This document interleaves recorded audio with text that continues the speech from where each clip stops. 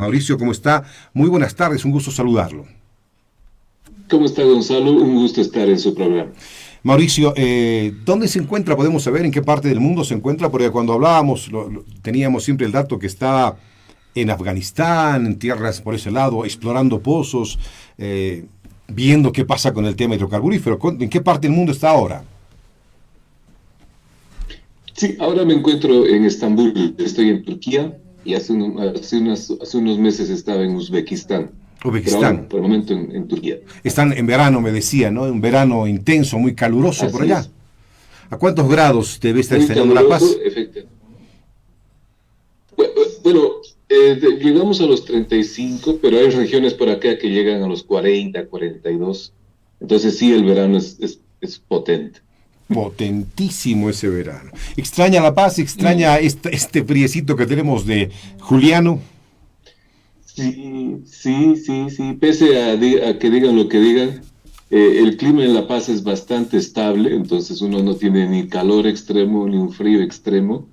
Entonces, eso ayuda, digamos, a la gente de bajos recursos porque no tiene que cambiar su ropa en cada estación, ¿no? Cosa que no Entonces, ocurre lo mismo donde se encuentra en Turquía ahora.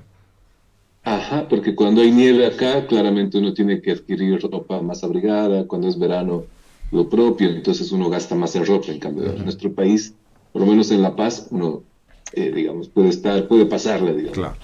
Ahí tiene que tener seguramente aire acondicionado y estar siempre con este tipo de cosas para poder refrescarse. Le pregunto, Así es. Mauricio, le pregunto, aquí la gasolina está a 3 bolivianos con 74 centavos. ¿Cuánto está en Turquía la gasolina? Está un poquito más cara, está un poquito más cara, ah, porque, bueno, casi en todo el mundo han subido el precio de la gasolina. En Uzbekistán, por ejemplo, bueno, ahí está subvencionada, pero en la mayoría de los países está a $1, digamos. A un dólar, a un dólar. Justamente esto nos da pie para hablar de esto que tiene que ver con los hidrocarburos y lo que usted ha estado advirtiendo durante años. Que un día va a ir al dentista, hágase curar, hágase tapar, le va a doler un poquito, pero no va a ser al extremo que tengan que sacarle.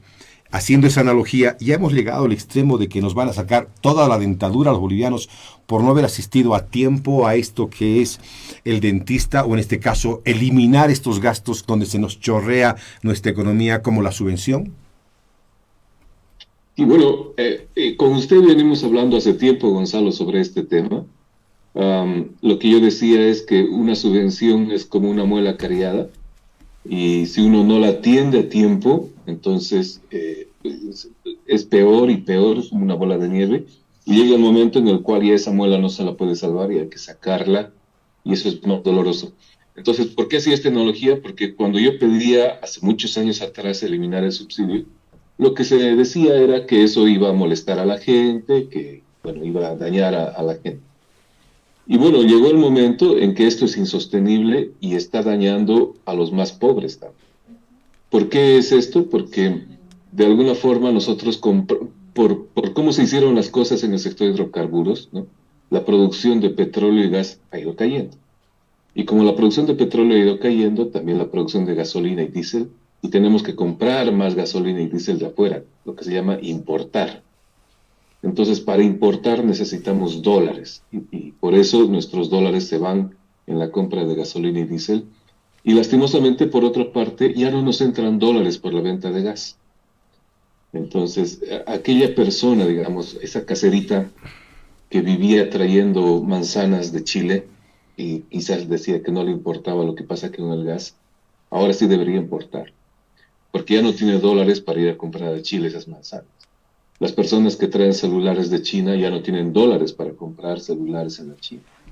Entonces, lo que pasó en el sector de hidrocarburos, digamos, está afectando a toda la economía nacional, porque ya no tenemos los dólares del gas como los teníamos antes, pero sí necesitamos los dólares para comprar celulares, manzanas, cebollas del Perú, de la China, qué sé yo. Entonces, el subsidio ya se hizo insostenible y es muy caro para uno y está afectando a los más pobres. Entonces, la pregunta no es si vamos a quitar el subsidio o no. La pregunta es cómo queremos hacerlo. Porque llega un momento en que hay que ir al dentista. Porque si no, esto ya va a ser insostenible. La pregunta es, ¿cómo queremos ir al dentista? ¿Queremos hacer una cita con el dentista, programar la cita, hacerlo en paz, en calma, charlando con el dentista? ¿O queremos a la violenta, ¿no? Que el dentista vaya a la casa, nos peleemos a puñetes y patadas, familias? Entonces, haciendo la analogía, ¿cómo queremos eliminar el subsidio? Dialogando con la gente, dialogando con el sector de transporte, dialogando con el sector soyero, dialogando con las amas de casa, dialogando con la gente para ver la mejor estrategia. ¿O queremos hacerlo de un día al otro, como se hizo en diciembre del 2010, y la gente salió a las calles y casi lo tumba el presidente Morales, si es que se acuerdan? Claro, claro. Aquí el desafío es quitar el subsidio de a poco, digamos, en 2 o 3 años, poco a poco, conversando con la gente. Hay muchos ejemplos en el mundo, de tal suerte de que, ¿qué prefiere la gente? La gente prefiere tener dinero para pagar a un maestro o mantener el subsidio para seguir subsidiando a la persona que tiene su Mercedes-Benz y funciona con gasolina barata. Entonces, ¿cómo queremos gastar los pocos recursos que tenemos los bolivianos? La gente que escucha y dice, bueno, a mí no me interesa, eso es el sector de hidrocarburos que resuelve el ministro, quizás debería interesarle, porque son los jóvenes cuando van a buscar, digamos, trabajo, los jóvenes de la normal, los jóvenes que estudiaron medicina, enfermería, qué sé yo, que no encuentran ya trabajo en el Estado, porque el Estado ya no tiene el dinero para absorber toda esa mano de obra. Ya no hay dinero, y el Estado está en su capacidad total. Entonces son los jóvenes los que están sufriendo para encontrar trabajo.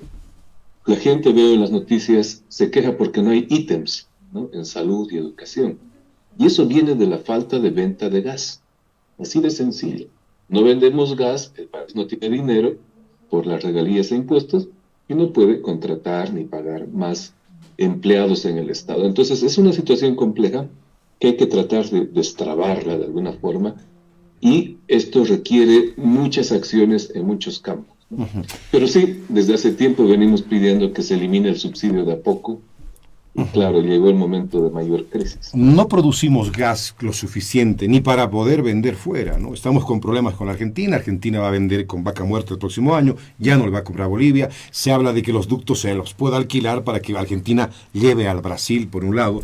Y por otro lado también decirles, esta propuesta de eliminar poco a poco la subvención, usted dice 2, 3, 4 años, será el tiempo que nos alcance, pero es una medida técnica, no política, y en este momento el país lo que más vive es una actitud política y lo que quiere es convencer absolutamente a todos de que estamos bien y la cosa funciona y que no van a subir ni se va a quitar las subvenciones. Estas son medidas políticas que a la larga y a la corta nos está afectando. Entonces, pedirle a un político que actúe con una forma técnica es casi imposible, y es como irnos al precipicio sabiendo que de a poco nos estamos yendo, aún sabiendo que esta no es la medida acertada. Seguramente a usted también, Mauricio, en gabinetes políticos y técnicos le han dicho, lo que usted propone es técnico y no podemos hacerlo. No me interesa lo que digan los técnicos, aquí hay que actuar políticamente y primero hay que pensar en el voto. Eso es una pelea interna seguramente también en los gobiernos, ¿no? Así es, usted tiene toda la razón al decir que esto dejó de ser un debate técnico para pasar a ser un problema político partidario, de hecho. Entonces, la solución ya no está en manos de los técnicos, porque si usted pregunta a los técnicos de IPFB, a los técnicos del ministerio, a los técnicos de las privadas, de las transnacionales, a los técnicos de la oposición, que sé yo, todos están de acuerdo en lo que hay que hacer. Disminuir la subvención, sacar una nueva ley de hidrocarburos, atraer inversión privada, hacer más eficiente IPFB, qué sé yo. Todos están de acuerdo, oposición y gobierno, digamos, a nivel técnico. Es a nivel político el problema. Y el drama aquí es que las soluciones del sector de hidrocarburos tienen un costo político muy alto. ¿Qué quiero decir con esto? A ningún político... O sea, ¿qué tendría que ofrecer el político al votante en las elecciones? Señor, voy a quitar el subsidio a la gasolina, vote por mí. Entonces, la gente dirá, usted está loco, ¿cómo voy a votar por alguien que, digamos, me pide mayor sacrificio? Pero, digamos, un poco la reflexión política sería esta. Fíjese, el próximo gobierno que entre, ese sí tiene que quitar la subvención, porque esta situación es inmanejable. Entonces, realmente, si la clase político-partidaria tuviese un poquito más de visión, digamos, no solamente las elecciones, sino 2, 3 o 4 años, quizás empezaría a pavimentar el camino para lograr estas soluciones, ¿no? Por lo menos unas mesas de diálogo, por lo menos un sentir de la población. Es una mirada de estadista lo que propone usted. Sí, porque realmente, por ejemplo, para Evo Morales, el subsidio era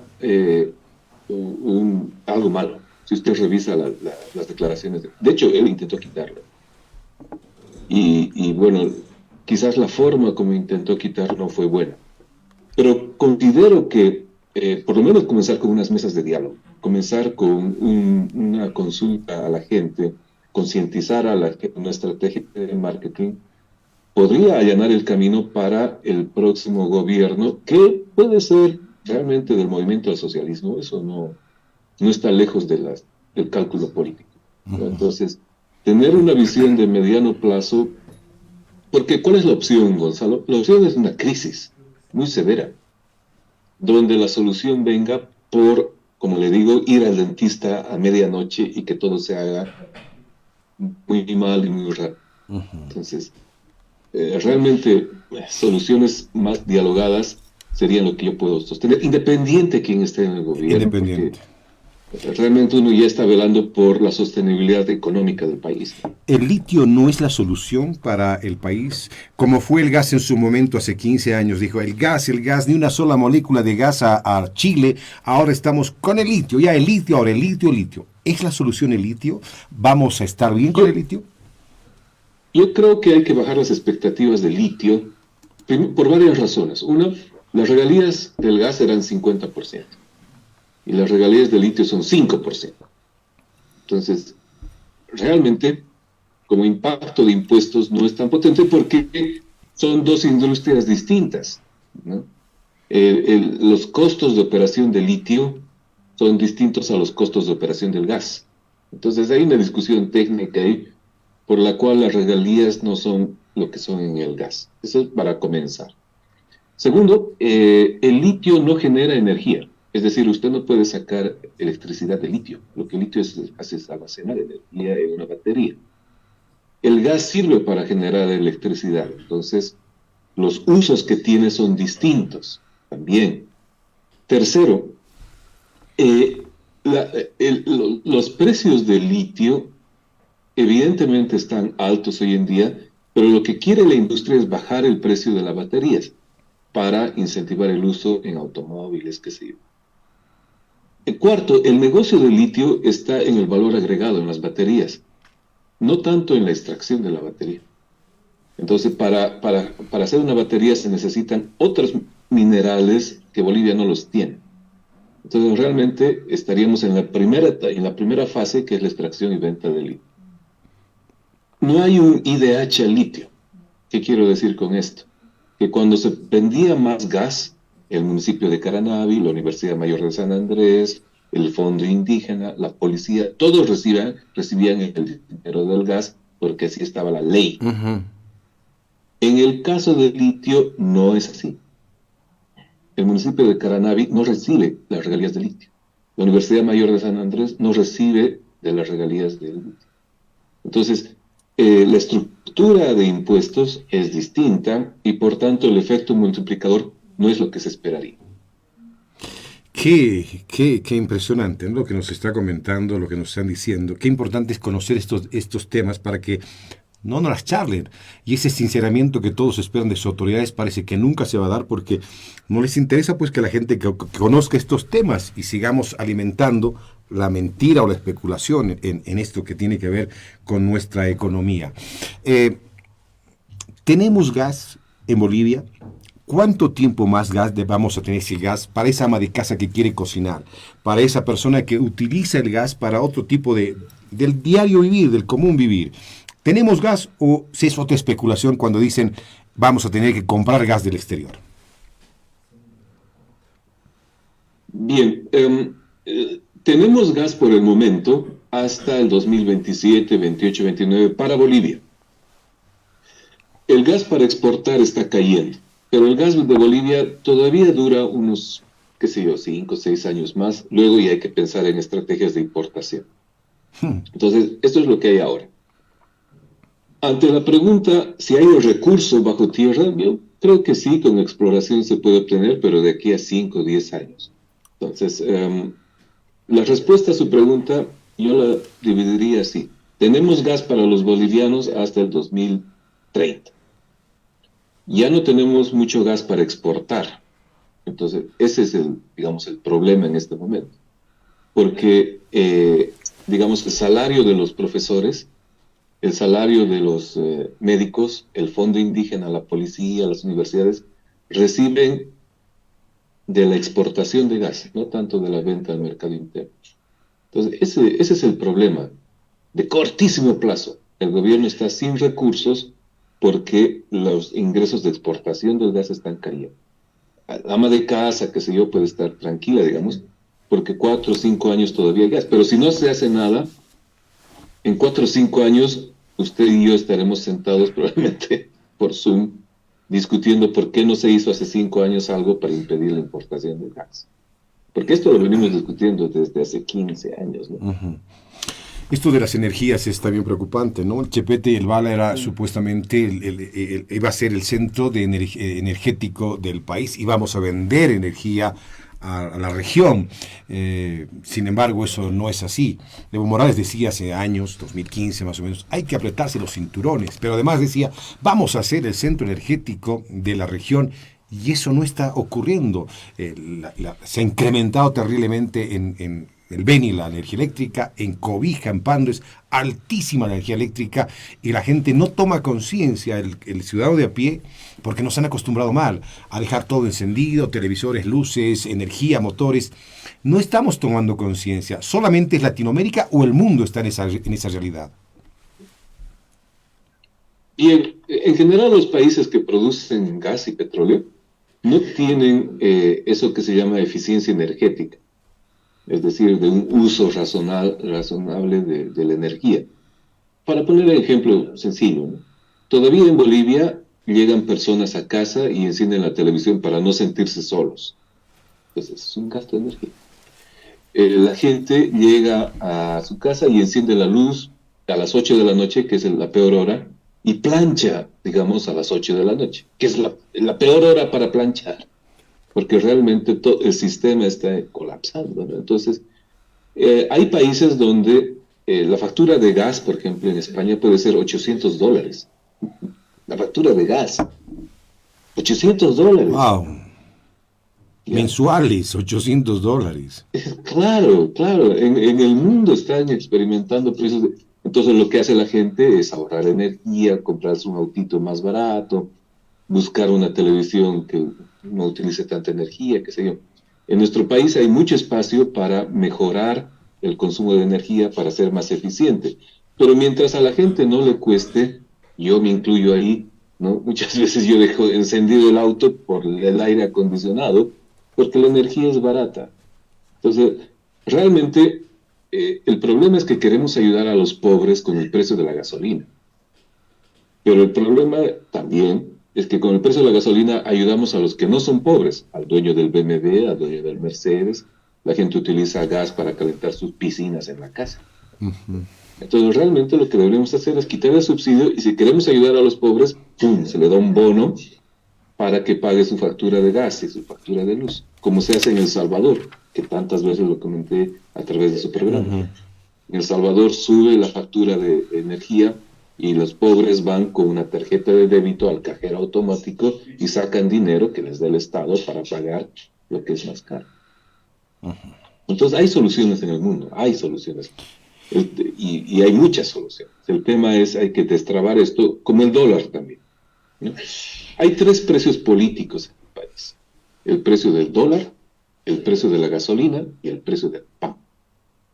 Esos 3 precios han destruido gobiernos en el pasado y hay que ser muy cauto en manejar esos 3 precios. Porque si uno los maneja muy mal, crisis. y si uno los maneja muy mal, crisis social o crisis económica. Entonces, son tres precios que hay que cuidarlos con mucho, hay que tenerlos con mucho cuidado. Mauricio, termino con esta consulta, que seguramente usted la conoce también, acerca del fallo de la Comunidad Andina de Naciones, la CAN, en relación a este fallo de que se debe dar también el subsidio a vehículos que lleguen del exterior.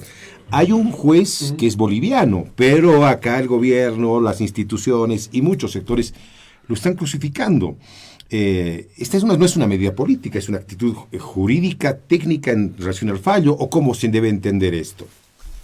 Sí, en el pasado a mí me tocó analizar esto porque teníamos un jet fuel diferenciado. Ajá. Jet fuel para aviones, ¿no? Jet fuel nacional y jet fuel internacional. Y enfrentamos este problema y el principal argumento era este, Gonzalo, que es muy sencillo. Cuando la gente boliviana va a una clínica en Salta o en la frontera con Brasil, al Brasil, las clínicas los atienden. Igual. ¿No? No le decían, usted es boliviano, le voy a cobrar más por la consulta médica. Usted es boliviano, entonces le voy a cobrar más por el servicio de transporte en la frontera con Brasil, en la frontera con Argentina. Entonces hay un principio muy claro de reciprocidad. Los servicios a los bolivianos cuestan lo mismo en Brasil, en Argentina, que a la gente nacional. Entonces ellos nos decían, entonces, ¿por qué nos cobran a nosotros la gasolina más cara? Hay un principio de reciprocidad internacional por el cual uno debe tratar a todos por igual. Entonces parece razonable ese principio, ¿no? Si entramos en una batalla acá de querer cobrar más cara la gasolina a los amigos peruanos, brasileños, ellos con justa razón nos dirán, bueno, entonces los servicios de salud, los servicios de transporte para bolivianos en mi país va a ser más caro. Entonces no queremos entrar, hay un principio del buen vivir a nivel internacional. Entonces yo creo que el fallo fue por esa vía que es completamente razonable. ¿No? Entonces, aunque dañe la economía, pero considero que hay criterios internacionales que hay que respetar porque son razonables.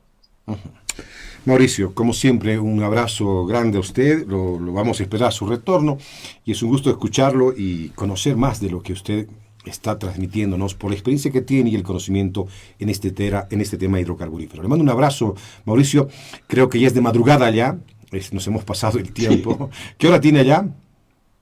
Las 12:20 de la noche. Aquí estamos con 5 de la tarde con 20 minutos, así es. Mauricio, muchísimas gracias por su tiempo, lo dejo descansar, lo voy a volver a convocar. Muchas gracias. Gracias a usted, Gonzalo. Un saludo a todos. Un abrazo.